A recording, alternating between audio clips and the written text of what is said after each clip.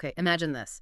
You're standing there, looking out over just miles of wild, untamed country. Rugged trails, steep climbs, just wide open, tough terrain.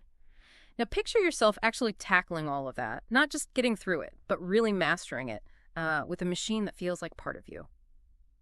Welcome to the Deep Dive. Today we're jumping straight into, an absolute off-road beast, the 2025 Ford Bronco Raptor. So our mission, as always, is take this big pile of sources. We've gathered expert reviews from places like Car and Driver, Motor Trend, Edmunds, U.S. News, detailed specs from Cars Press, Ford's own info, and boil it all down for you. We want to get you the key insights, maybe uncover a few surprising things, and really help you grasp what makes this machine so special. So let's kick things off. The 2025 Bronco Raptor, it's not just another SUV, right? No, not at all. It's really the top dog in the Bronco lineup, built specifically, from the ground up for extreme off-roading. It only comes as a four-door model, which I found interesting. That's right. And that's deliberate. It gives it that wider wheelbase, which really helps with stability when you're, dealing with seriously rough ground.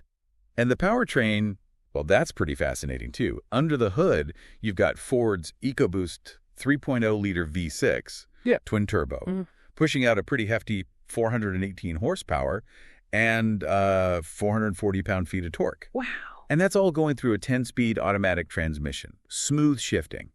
But it's not just about the numbers on paper. It translates to, effortless crawling ability on steep stuff, but also real confidence for high-speed desert runs. Sets it apart. Yeah, and speaking of speed, the thing that really jumped out at me from the sources for a vehicle this size was the acceleration. Right. 0 to 100 kilometers per hour in just 5.6 seconds. That seems almost illogical for something designed to climb rocks. It is surprisingly quick. Yeah. And it'll top out around 185 kilometer. So it's not just quick for an off-roader. It kind of changes the game, doesn't it? It means you can power through obstacles, not just crawl. More agile than you'd think. Definitely. Gives you options.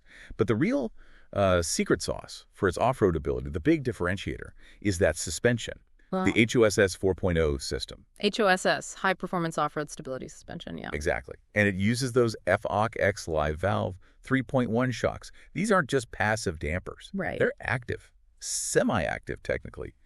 They adjust damping constantly, hundreds of times a second, reacting to the terrain. Okay, so for someone like me, not a suspension guru, what does semi-active actually feel like when you're driving? Does it just kind of happen? Oh, you definitely feel it. It's not just the raw numbers, though. 13 inches of wheel travel up front, 14 in the back. That's huge. That's massive. But it's the feel, that constant, subtle adjustment. Think about hitting, a badly corrugated road or a bunch of unexpected bumps at speed. Usually rattles your teeth out. Exactly. But here, instead of getting bounced around and losing composure, the Raptor just kind of floats over it. It maintains traction, stays calm. It makes a huge difference in reducing driver fatigue on those long, tough trails. Lets you focus on where you're going, not fighting the wheel. And that clever suspension, it works with some seriously big tires. We're talking 37-inch tires, right? 37 by 12.5 R17s on these 17-inch black wheels. Yeah, massive all-terrains. What's the big deal with tires that large? And how do they even fit them from the factory? Well, 37s are enormous for a stock vehicle. That gives you incredible ground clearance, obviously, and a huge footprint for grip on pretty much anything, rocks, sand, mud. Right. To make them fit, Ford basically had to re-engineer parts of the Bronco. It gets unique body panels, those super wide fender flares, reinforced suspension points. It's not just slapping on bigger tires. It's integral to the whole design. And it's going to face some punishment, so it's got the protection to match. Thick steel bash plates, heavy-duty skid plates underneath. Yep.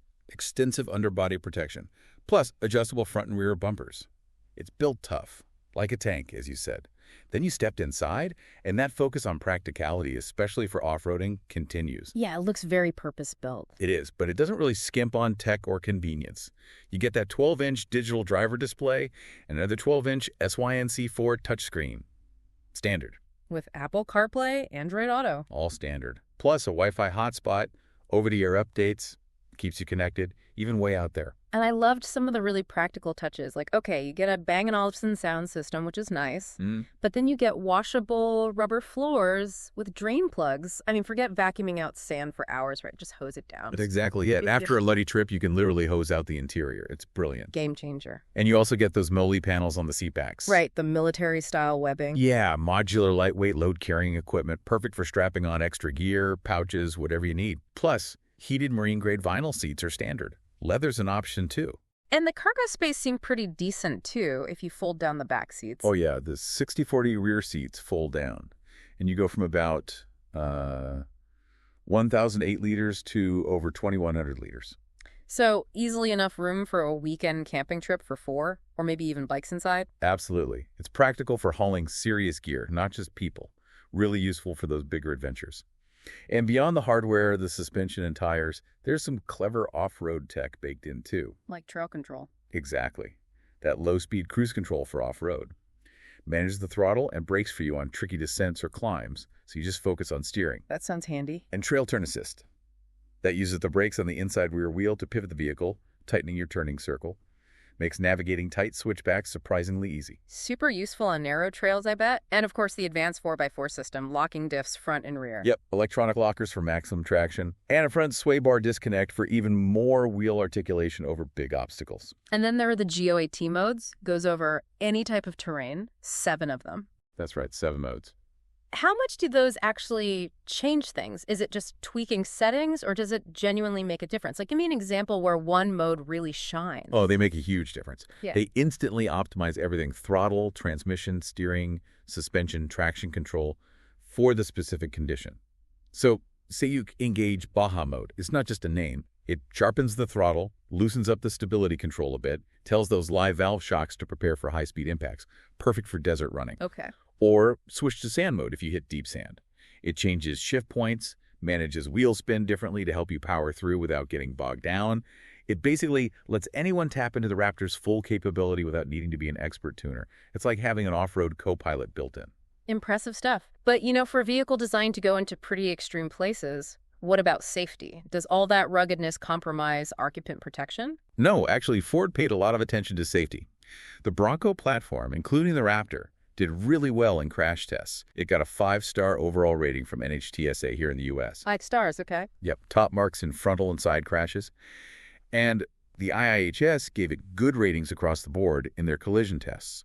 That comes down to the high-strength steel frame and how it's designed to absorb impact. That's really good to hear. And it's not just passive safety, right? It has active features, too. Absolutely. It comes loaded with Ford's Co-Pilot 360 suite. So you get pre-collision assist with automatic emergency braking, lane keeping assist, blind spot monitoring with cross-traffic alert standard. Plus the 360 camera, auto high beams. Exactly. And you can option adaptive cruise control, too. Yeah. So yeah, it blends that rugged capability with modern safety tech quite well. Okay, so we've covered the incredible capability, the smart design, the tech, the safety, but all this specialized engineering, it comes at a price, right?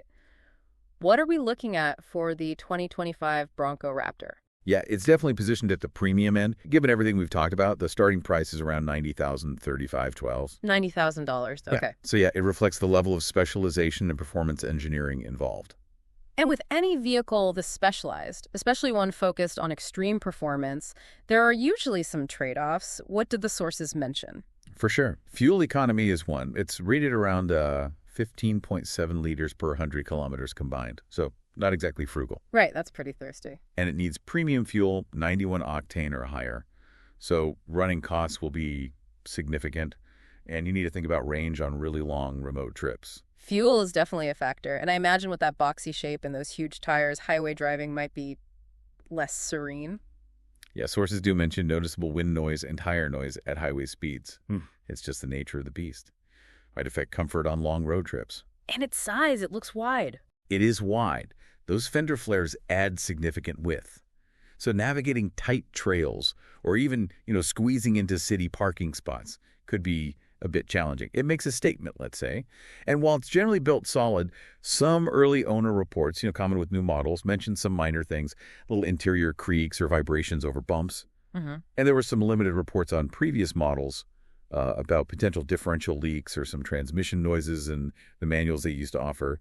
And a specific safety recall recently for 24-25 models for a transmission valve issue. Okay, worth keeping an eye on, but sounds like typical new model stuff. Pretty much. Usually addressed quickly by Ford. And just out of curiosity, where is this all-American off-roader actually put together? It's built right here in the U.S. at Ford's Michigan assembly plant in Wayne, Michigan. Okay, so we've really dug deep into the 2025 Ford Bronco Raptor today. It's clearly a highly specialized machine, incredibly capable off-road, Engineered from the start for the toughest stuff, powerful engine, that amazing HOSS suspension, all the protection. Yeah, it brings a really unique character and an extreme level of capability to the SUV world, no doubt about it. But it definitely excels in that specific off-road niche. And like we discussed, that comes with trade-offs, the fuel consumption, potential road noise, the significant price tag. Yeah. These are all important things to weigh up. It's really a purpose-built tool for serious adventurers. Absolutely. It's definitely not your average daily driver, and it's certainly not trying to be subtle. So maybe here's a final thought for you, the listener, to mull over. Considering its extreme abilities, its surprising performance, that unique, almost aggressive design, how does a vehicle like the Bronco Raptor maybe change what you expect from an SUV? And more importantly, what kind of wild adventures does it make you start dreaming about conquering?